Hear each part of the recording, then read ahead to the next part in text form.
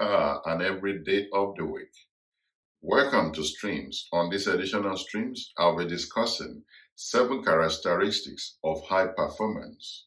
For you to succeed in your business or whatever you have chosen to do, you need to be consistent and your performance must be a peak performance all the time. You cannot be high performing today or mid performing or low performing the other day. It must be consistently high. And how do you sustain that level of performance day to day, week in, week out, year on year? And you can be on a progression. I said, number one, you need to have the right attitude. Attitude is very key.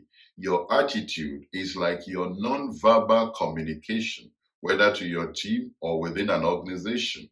If you have the right positive attitude, the attitude of I can do it, we can do it, people around you will know the kind of attitude. If you wear the kind of attitude that makes people to think, oh, this adventure is doomed already. But there is a kind of attitude you wear or you carry that people see in you, that you believe this assignment or these obstacles can be surmounted. So you need to show up with the right attitude. Your attitude is your entire appearance and the way you carry yourself. It will speak a word or say something to the rest of your team. If you have a task, don't say how difficult it is or how impossible is it to overcome that obstacle. Go with the mind of what do we need to check in order to succeed in this area? What kind of research do we need to do? What kind of due diligence? Don't be the one throwing all the obstacles and throwing the doubt in the mind of people, especially if you are the CEO or the leader of that team. Be the one that is charging ahead.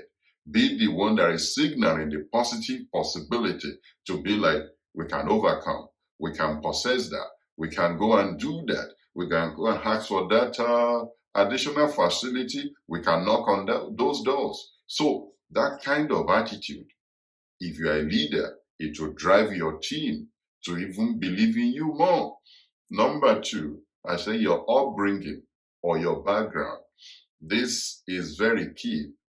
If you grew up in an environment with a self-assuring affirmation, it rubs off on how your performance will eventually turn out to be. But if you don't have that kind of a background where you have a self-assuring or affirmation or encouraging platform where you grew up from, you can begin to inculcate and build that into yourself now, where you create a self-assuring affirmation that boosts your confidence on a daily basis. This kind of drives your motivation and makes you to come out, which will be like, we're going to do it right today. And this is a word for people who are parents out there. Be sure to create an encouraging and self-assuring platform for your children. Let them have that self-assuring confidence that they are not inferior to anyone and they can do everything they set their minds to do. I enjoyed that growing up, and I've never come in contact with anything where I feel I can't do it in any part of the world. I've always had that self-assuring platform from my background, from my upbringing, and I've reinforced that with the kind of routine I also subject myself to, which kind of reinforces my day-to-day performances. Where there's no down moment, I'm motivated, I'm ready to go. Number 3, the language. Watch the language that you speak from time to time. The languages you speak is a window to your mindset. If you are always speaking negative things of how difficult the economy is, you are talking about the weather, you are complaining about everything, it might be a sign that you are discouraged, you are not motivated, or even depressed. But if you are positively confessing or saying positive things to yourself, and because of my own faith, this is very helpful for me. But irrespective of what you believe, first say positive things to yourself. Don't just look at the negative side of things, look at the positive, possible side of things as well. Don't see any challenge or obstacle and you're only thinking of how it will fail, what of how it will succeed. That's why you hear words and you want to get into a fisticuffs, or people say things and your face changes because words are very powerful. So, what the language you speak, and if you see any high performance that you cannot see them saying negative things. They are always pumping themselves up with positive motivational words, and you can start that with your daily routine as well when you listen to words that will drive you, not words that will depress you. Don't go and give a pitch and all you are listening to is watching something that is depressing. That will not fire your spirit. But if you need to show up for a meeting, for a speech or a pitch, be sure to listen to things that fires your spirit, that motivate you, and speak words that will energize you, not words that will depress you. Number 4, willingness to take criticism.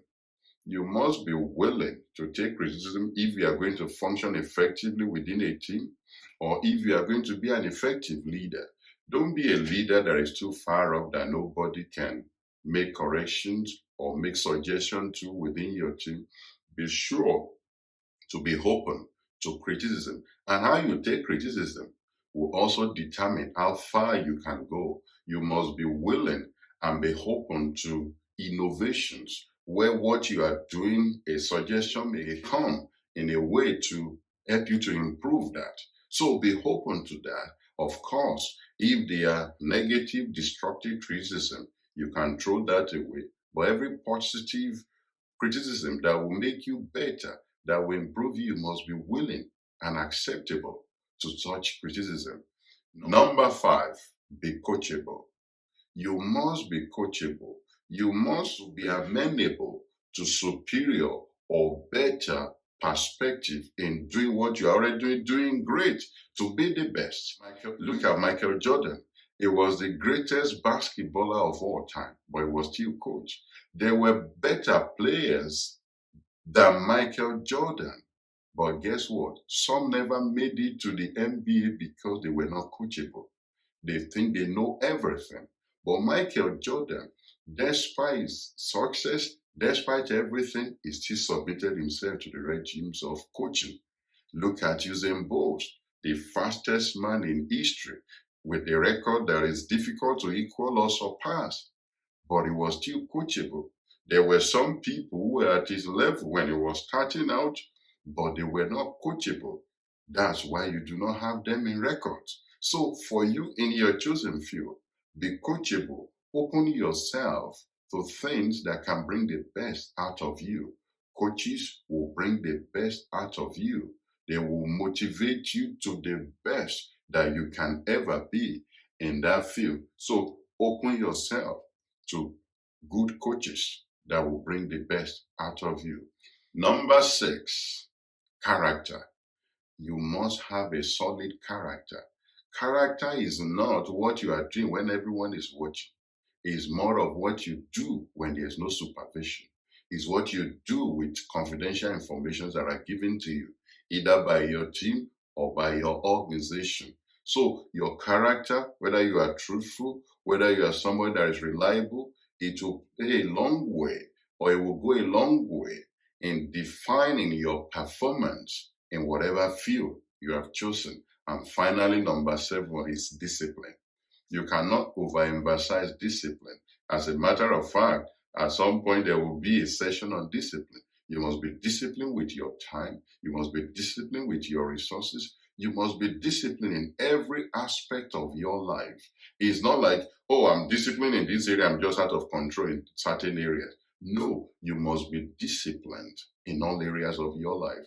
That is what makes a high performer out of you. You must reflect on your life and take adequate decisions and steps to correct things that are out of control.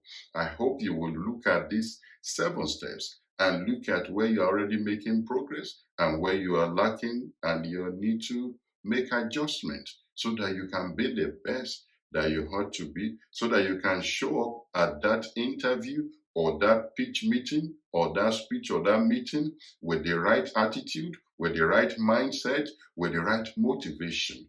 And share this with your team as well and share with your loved ones. But don't forget, we're on a target.